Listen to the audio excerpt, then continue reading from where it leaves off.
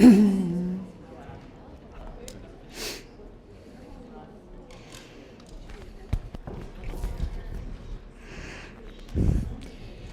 morning. And welcome to the Unitarian Universalist Church of Palo Alto.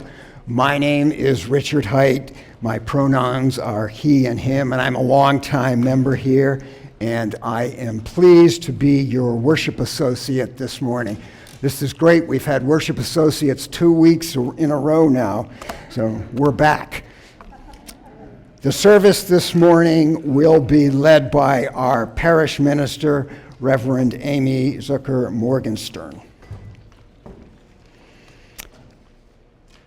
We gather, our different paths entwined, to deepen our spiritual lives, nourishing connection, learning from each other, caring for each other, tending to our world. Today, we are celebrating our annual service of remembrance, and we, as part of this service, we invite you to write the names of loved ones who have passed and put those names on these sheets up here. Later in the service, Reverend Amy and I and all of you will speak the names out loud. And also, if you have photos or mementos of loved ones who are no longer with us, you may add them to the table up here by the pulpit. I'd like to call your attention to the announcements that are listed in the order of service. I'm going to mention two in particular. One is that the Empty Nest Partnering Group meets after the service at 11:30 a.m. in the library, and Reverend Cat invites those of you who might be interested in that group to please come this morning. Also, right after the service, a group for those living with chronic pain meets in the fireside room, and that also starts today at 11:30 a.m. Each month, our church helps to support a justice partner by donating one Sunday offering of non-pledge donations to that justice partner. This month, our justice partner is the Interfaith Movement for Human Integrity, and here to tell us about it is Kelly Younger. Hi, Kelly. Please come up.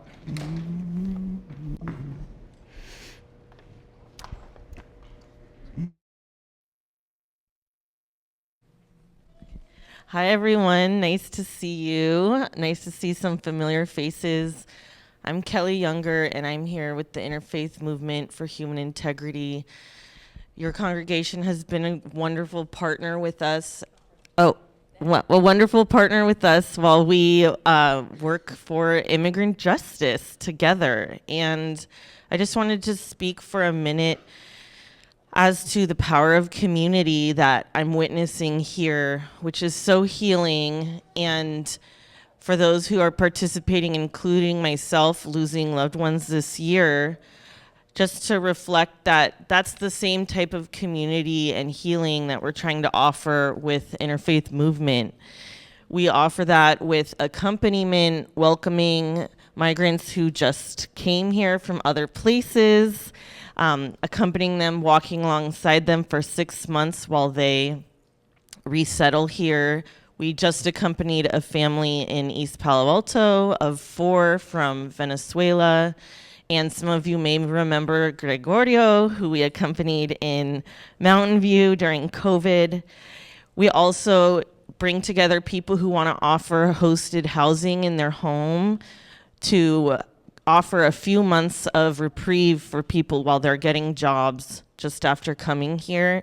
And we also put together a network of congregations in the Bay Area that convert some of their space on campus to offer that same housing. Lately, we have what we're calling Welcome Navigators, which is kind of far away from you all, but if you know anyone in the Concord area, We're putting together the first program of its kind in the new immigration court there, where volunteers like you can go and just be a welcoming presence for people arriving afraid and unsure to their immigration court. And then lastly, I just wanted to speak to advocacy. We tried to put together actions like vigils in front of the ICE office in San Francisco to try to get some laws changed, try to get some habits changed and customs, so that immigrants will be more welcome in our community. So I just want to invite you all. You're welcome. I'm here after the service, and I'm happy to speak more to you, and we welcome you to contribute.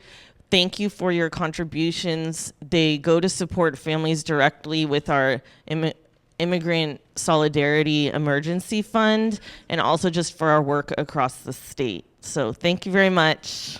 Talk to you after service. Thank you, Kelly.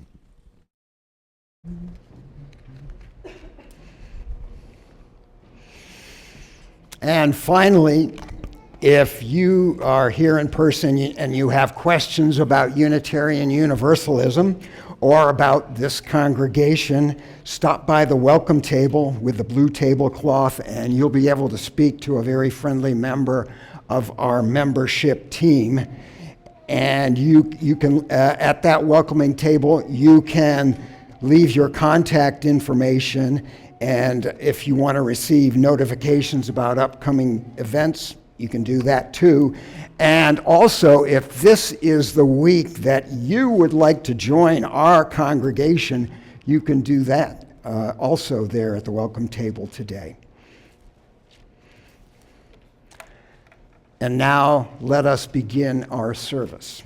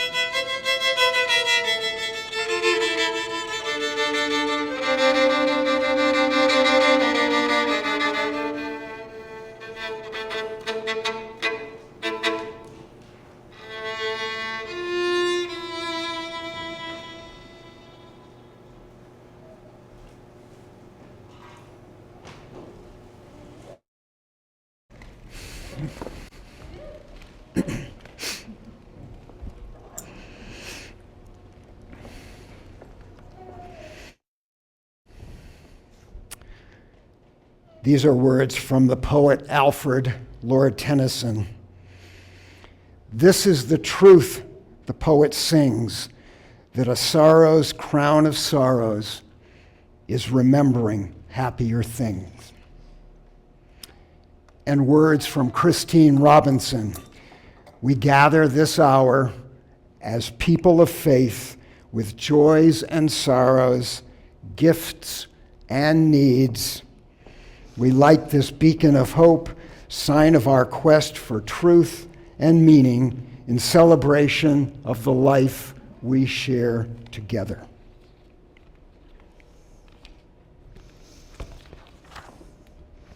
With our centering words each week, we draw on the many sources of our living tradition.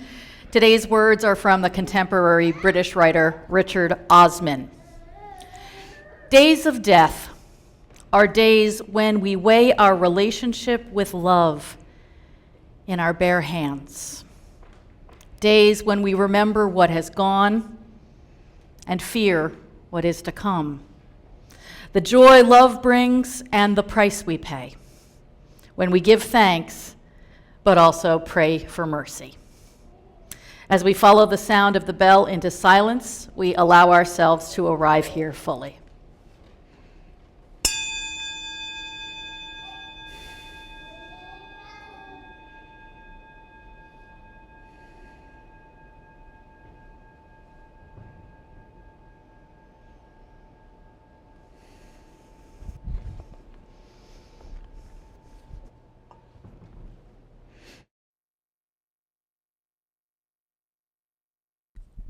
Good morning.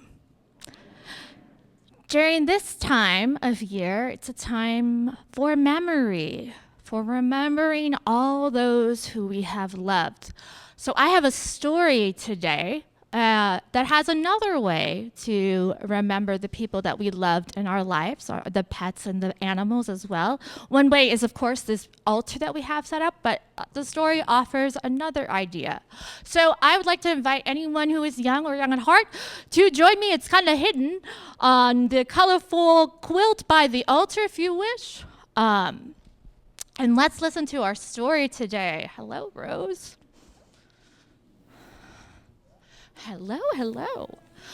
The story is called The Memory Box. Good morning, everyone. We got plenty of room. Hi, Maya. Hi, Liam. Okay. So, this story is called The Memory Box, and it's by Joanna Rowland. I lost my balloon once. I tried so hard to hold it tight, to never let it go. But it was windy, and I was running. What animals do you see in that forest there? Yeah, a fox and a deer. I watched it fly higher than the trees, above the clouds, past where I couldn't see, and I was sad. But not as sad as I am now. I can always get another balloon, but I cannot have another you. I miss you. Sometimes I wonder what happened to your love now that you're gone. Did it die too? Because I'm scared I'll forget you. Does anybody see the animal down there? What animal is that? Yeah, there's a sheep in the looks like a cloud. Sometimes I wish I could still give you a hug. I would hug you so tight in a great big bear hug and never let you go. I'm making you a box so I won't forget you. We played and left as we ran around from crashing waves. Yeah. I want to go everywhere we've been. Where you've been. Everywhere we've wanted to go. I want to see some camels. I want to go to places that help you think of me. I look around and It makes me smile. I find the perfect thing for my memory box. Some days are good. I laugh and I smile. Other days, I'll wonder if I ever stop feeling sad that you're gone. But I always think of you. So many things remind me of you. Today, I'm asking everyone about their favorite memories about you. Silly, sweet. Some, just like you, I'm listening to every word, imagining you laughing with them. It helps me when I think about our special times, and it even helps to still do things we plan to do together. You're still with me in my heart. I was afraid I'd forget you, but I won't. You'll always be with me, no matter where I go. Whenever I miss you, I'll think of you, and I'll never forget. So that is one way that we can remember the memories that we have with the loved ones that are no longer with us. We can make a memory box. So thank you for listening to my story today. I would like everyone to rise, if you are able, to sing number 18 in the Gray Hymnal, What Wondrous Love Is This? And then after the hymn, I invite all my young friends who want to go to religious education to meet us out in the lobby.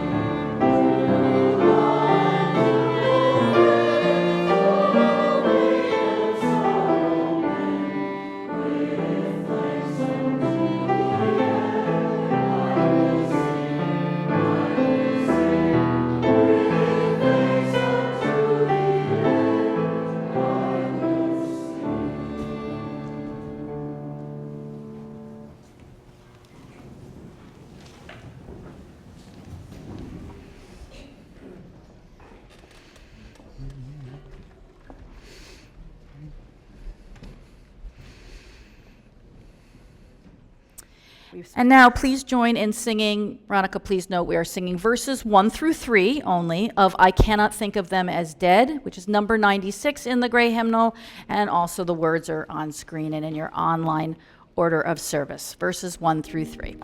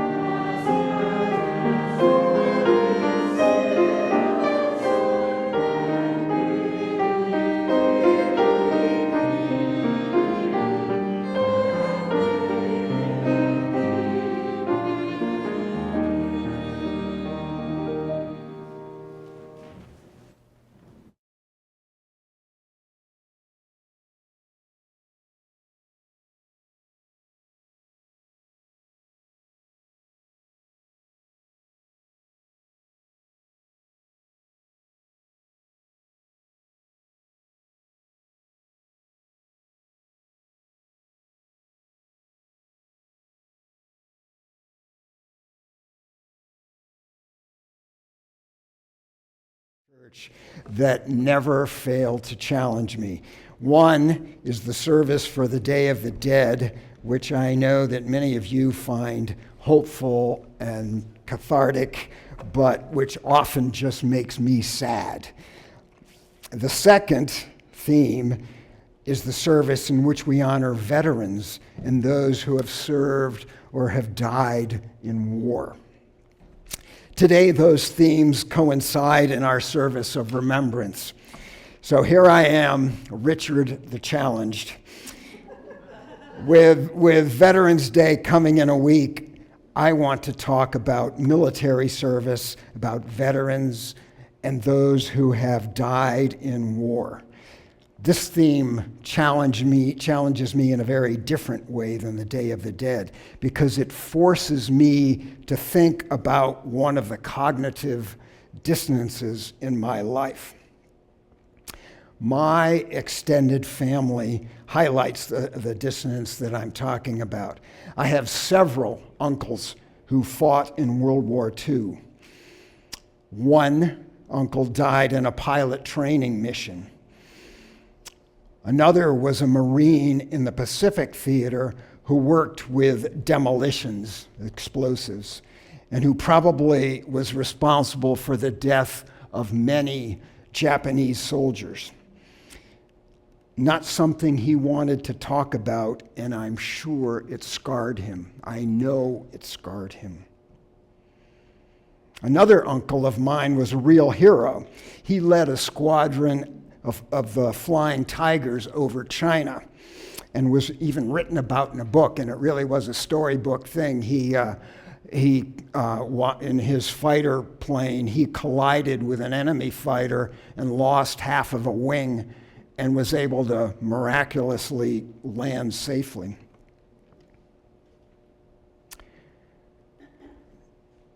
In my current generation, my generation, during the Vietnam War, two of my cousins emigrated to Canada to avoid the draft, and they still live there. Another cousin was the captain of a U.S. Navy ship. My brother, who is a year and a half older than me, was unlucky enough to get a low number during the last big year of the Vietnam War draft. He chose to become a conscientious objector, and he served alternative service in a mental hospital. The next year was my year to get a draft number, but turned out that very few people were drafted that year. Who knows how different my life would be today if I had been drafted? My point here is not to tell you the stories of my cousins and uncles or even my brother and me. Many of you, I know, in this congregation could recount similar family stories. But I think it behooves us as we honor our military veterans on Veterans Day, and we should honor them, and I do honor them, to also think about how the military service, and war fit into our moral worldviews. To tell you that I believe in nonviolence rings hollow in my own ears when I have never been in war or in the armed forces. I have never had to make the decision, do I serve or not? Do I shoot or not? Do I kill or not? We live in a world in which war is always happening somewhere. And I've been one of the very lucky ones who have never experienced war firsthand. To be clear, this is not something that I feel guilty about. I feel very fortunate. But it does add to the sense that I carry conflicting views about war and violence and military service. That sense is compounded by my awareness of the economics of war. President Eisenhower warned us of the dangers of the military-industrial complex in our country. That military-industrial complex was in part responsible for the dominance of the United States in the second half of the 20th century, the so-called Pax Americana. And while we probably often don't think about it, the military-industrial complex has also contributed greatly to the high standard of living that many middle and upper class Americans like me have enjoyed since the end of World War II. When you're on the winning side of wars that are fought in countries other than your own, and you're one of the big arms suppliers, turns out war can be very good business. Again, this is not something that I carry a lot of guilt about, but it's a reality that I live with, and it's a reality that we live with. And it adds to the sense that the pieces of my worldview relating to war and military service don't fit together easily. In my own family, the military heroes and the committed pacifists who avoided the draft reflect this internal disconnect that I have. When is a pacifist who refuses to be drafted also a hero? And when war seems to be everywhere, is it possible to have a coherent and consistent view of ethical and honorable ways to live? I'm very glad that I am not asking myself these questions today, for instance, as an Israeli soldier. Could be that trying to find true consistency with these moral issues is a fool's errand, and maybe the ethical way to live in a world with war is always situational. I don't know. If I'd been drafted back when I was 18 years old, I'm fairly sure I would have joined and served, because unlike my conscientious objector brother, I was much more conventional, I still am, and I was much more traditionally patriotic. But I wasn't drafted, and I didn't serve.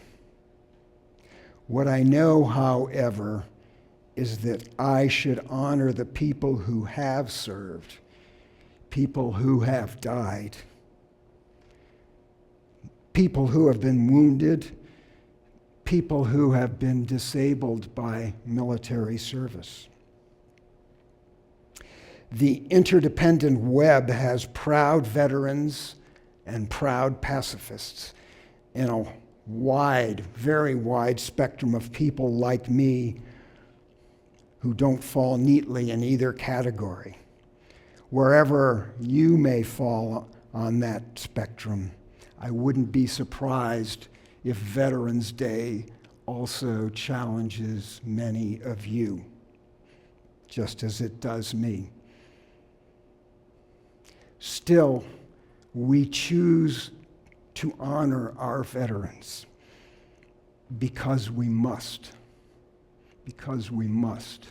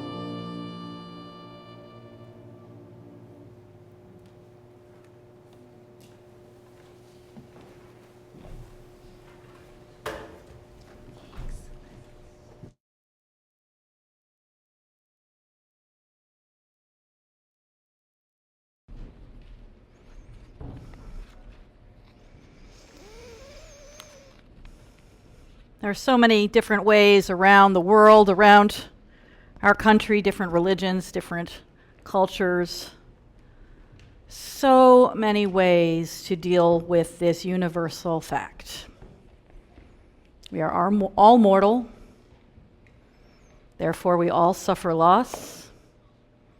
We all, one way or another, have to cope with grief. Lots of different ways. I had a stark lesson in two very different approaches to the fact of grief and loss. In 2016, I was living in Oaxaca, Mexico at the time, and saw a feature magazine article online about a 50th anniversary in October 2016. It was the 50th anniversary of a terrible disaster in Wales, Aberfan, Wales. A small town. If you're a watcher of The Crown, you know this by now. But maybe it's news to you as it was to me in 2016. Aberfan, like many Welsh towns, is a mining town, coal mining. And like many of those towns, it had a huge, what they call a tip, a huge pile to rival the hills of that gorgeous, gorgeous part of the world, South Wales. Tip made of stones, soil, bits of coal, coaly dust, all the stuff that comes up from a mine in the process of taking out the usable coal. Well, that tip had been piled on top of a living spring, and in October of 1966, it rained and rained and rained. And the tip began to liquefy, and it slid down the hill like a black avalanche onto the town. It slammed into about 16 houses with about 36 people in them, and the junior school, what we would call an elementary school.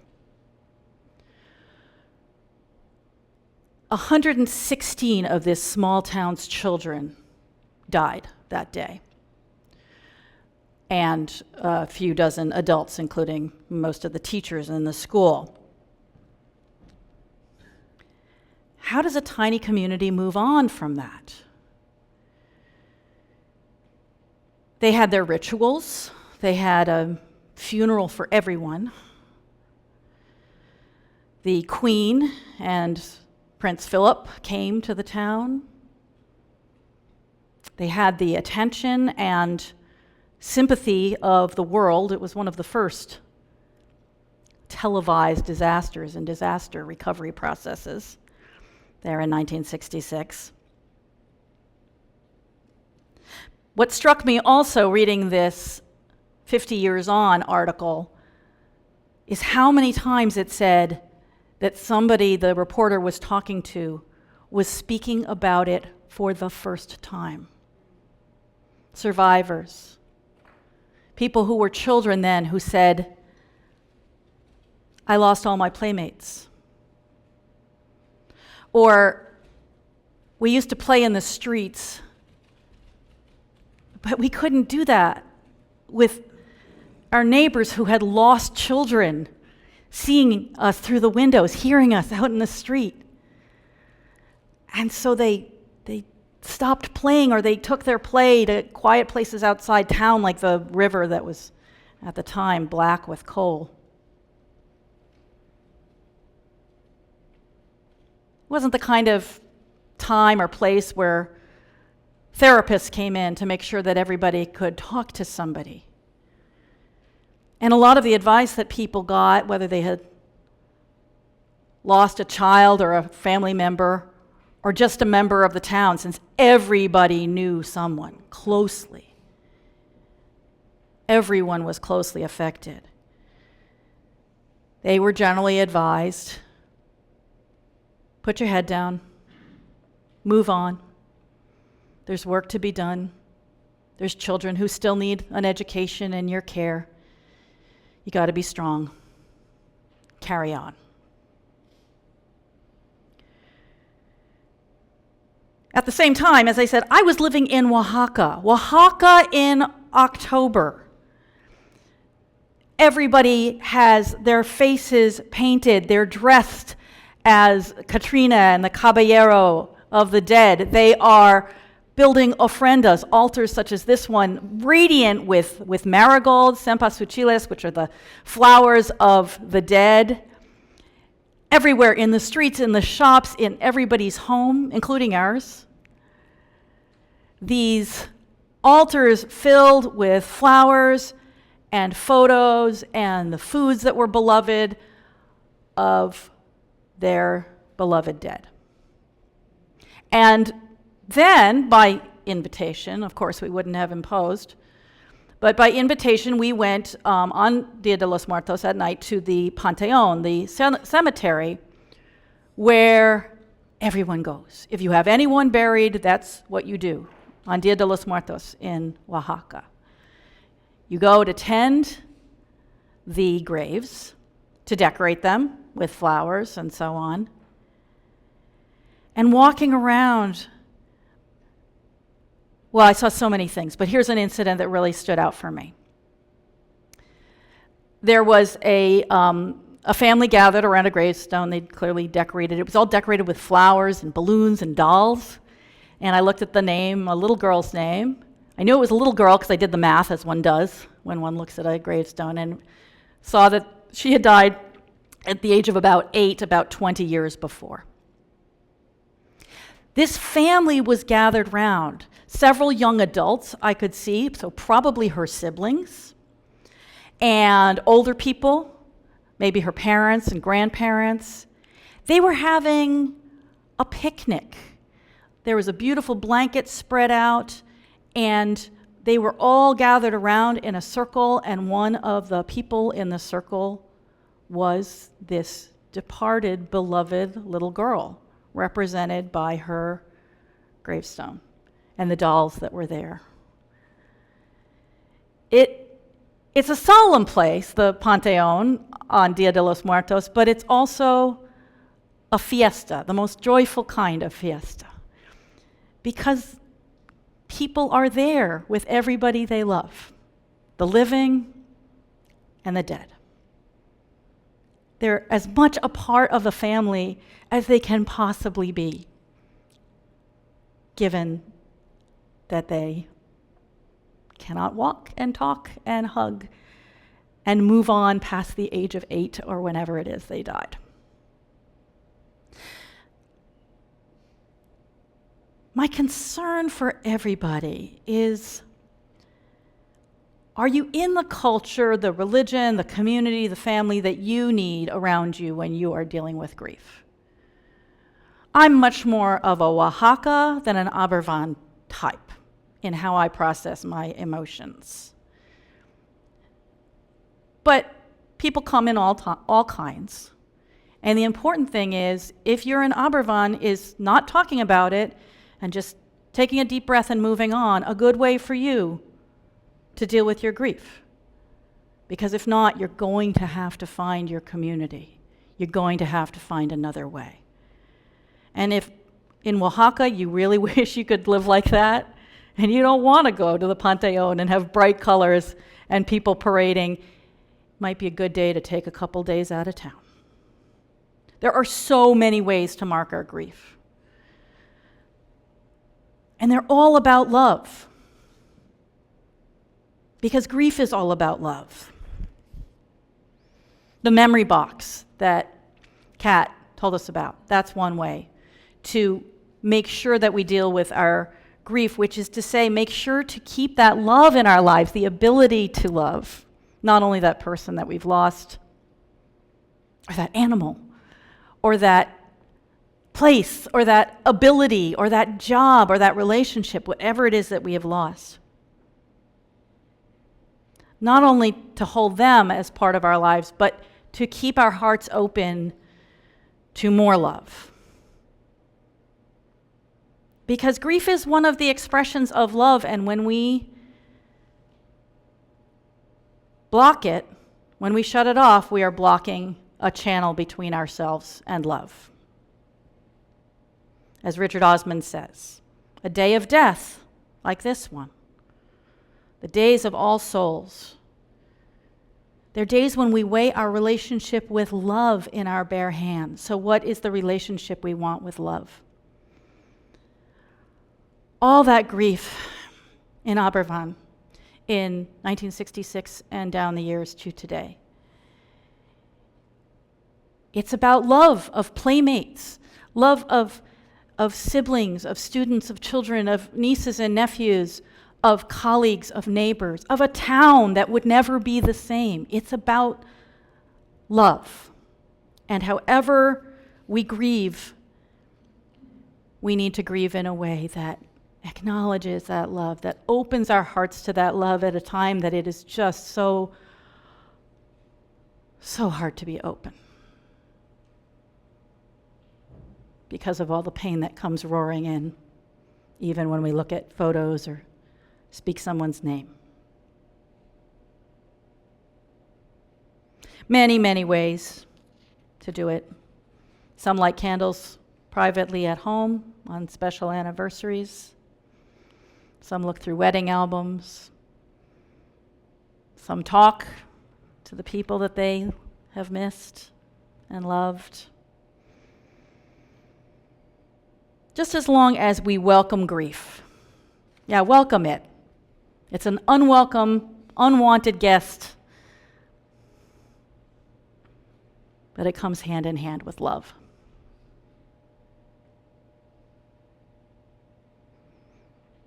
This is given beautiful voice by the poet Denise Levertov in her poem, Talking to Grief, the way she imagines this unwanted guest. Ah, grief, I should not treat you like a homeless dog who comes to the back door for a crust, for a meatless bone. I should trust you. I should coax you into the house and give you your own corner, a worn mat to lie on, your own water dish. She says to grief, you think I don't know you've been living under my porch.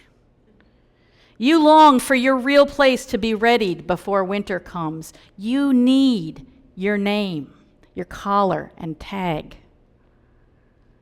You need the right to warn off intruders, to consider my house your own, and me your person, and yourself my own dog.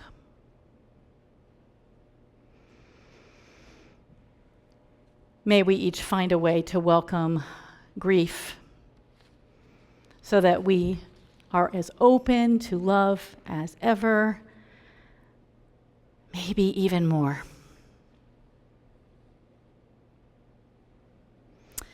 And now we have what has become an annual ritual for us here in this congregation, that we say the names of those we have loved and lost. We begin with our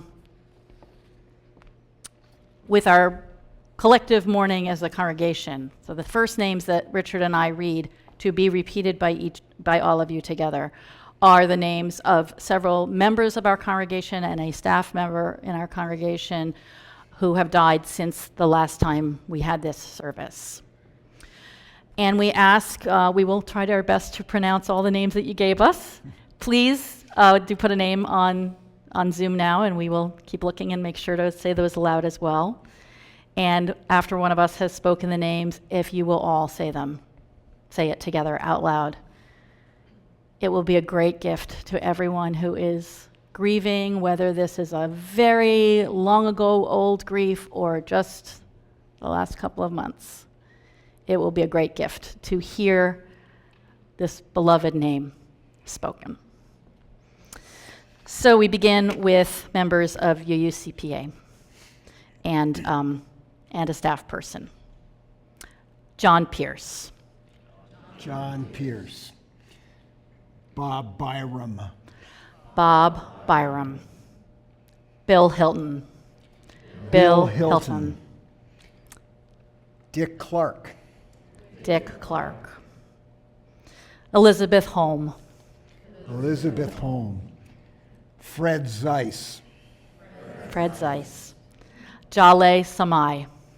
Jaleh Samai. Bob Moffett. Bob Moffett. Brooke Freilich. Brooke Freilich. Carolyn Barbacki Scott. Carolyn Barbacki Scott. Paul Neff. Paul Neff. Brad Truxas. Thad Truxas. Bryce Perry. Bryce Perry. Gail and Frank Hamaker.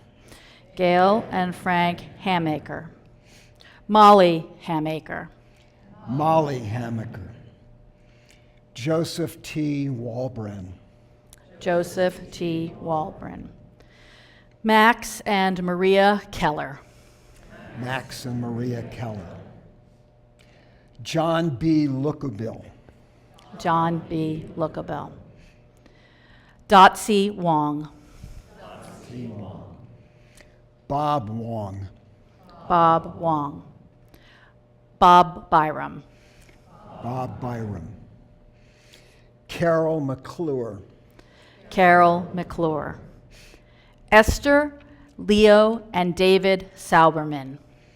Esther, Leo, and David Sauerman. Helen and Harry Wacob. Helen and Harry Walker. Toshio Suzuki. Toshio Suzuki. Doris and Don Lawrence. Doris and Don Lawrence. Hector Rosa's son. Hector Rosa's son. Cam Shore. Cam Shore. Bill Hilton. Bill Hilton. Carla Campopiano. Carla Campopiano. Jamie Hymans. Jamie Hymans. Frito. Frito. Jeannie and Frank Hellmans. Jeannie and Frank Hellmans. Rich and Arlene Rao. Rich and Arlene Rao. Janet Zaragoza. Janet Zaragoza. Julia Villarreal. Julia Villarreal. Bill and Phyllis Younger. Bill and Phyllis Younger. Helen and Ray Adams. Helen and Ray Adams. Kathy and Vince Franger. Kathy and Vince Franger. Merle Corbett. Merle Corbett. Matt Drummy. Matt Drummond. Marty Morgenstern. Marty Morgenstern. Bean River Haskell. Bean River Haskell. You hold Bob Harriet. Bob. Susan Landman Fisher. Doris and Carl Landman. John and Roberta Moran. John and Roberta Moran. Michael Capsuto. Michael Capsudo. Thomas Thompson. Thomas Thompson. Janet Greenwald. Philip and Alice Rain. Philip and Alice Rain. Haret Zaragoza.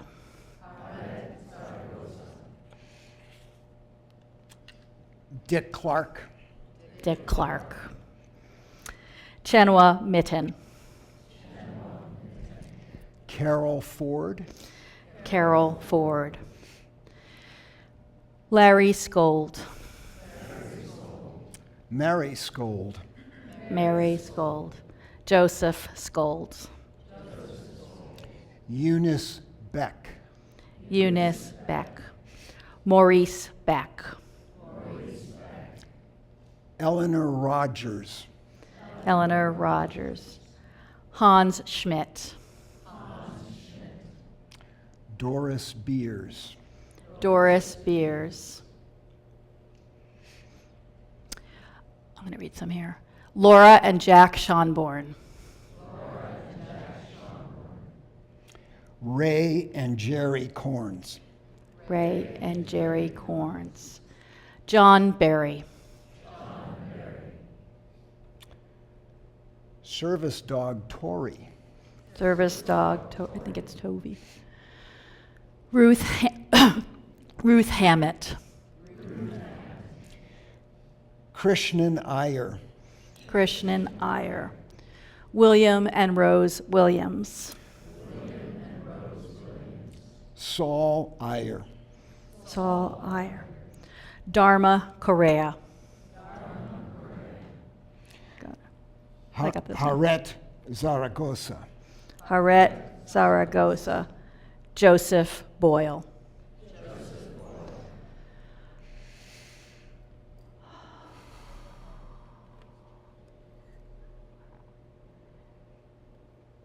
So many other names may come into our hearts now. Ray and Elton Bell. Ray and Elton Bell. Thank you. Other names that come into your mind, into your hearts. Please share them. Yes. Ernest Jacoby.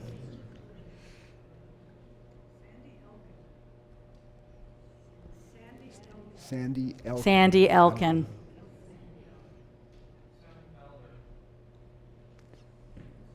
Sam Felder. Felder. Let's just call them into the space, and it's okay to speak over each other. We will hear as well as see this cloud of witnesses around us.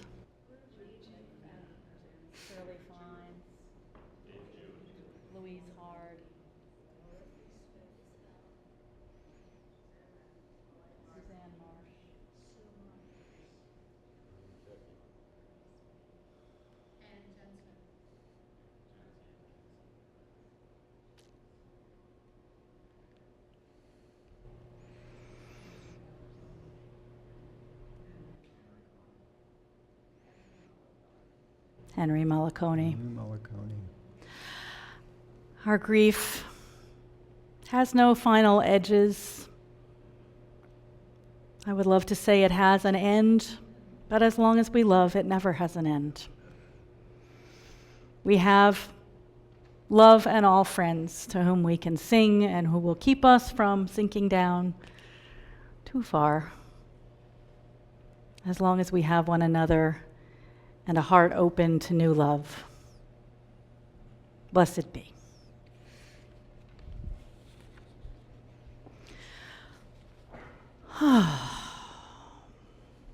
And please do continue to light candles and share anything that you wish to share up at this table.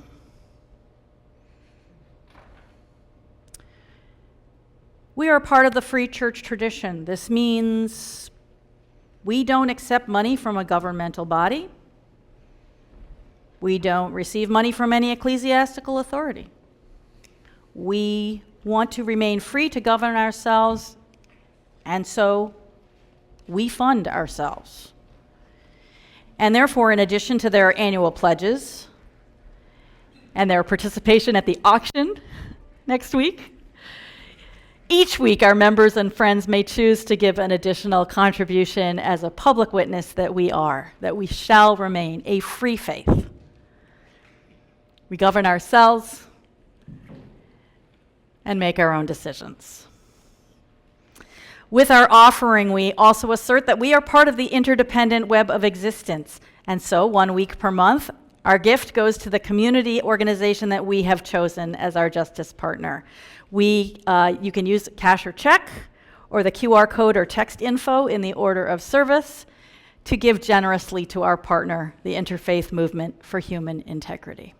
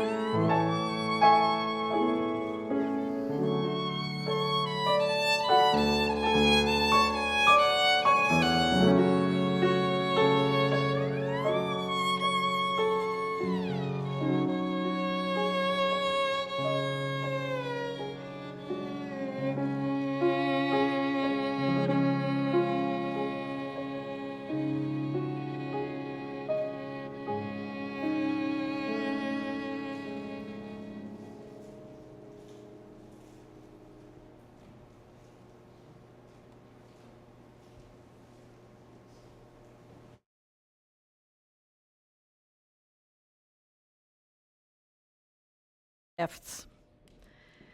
Let's join in singing I Know This Rose Will Open. It's number 396 in the Gray Hymnal. The words are up here. Let's sing it through a couple times.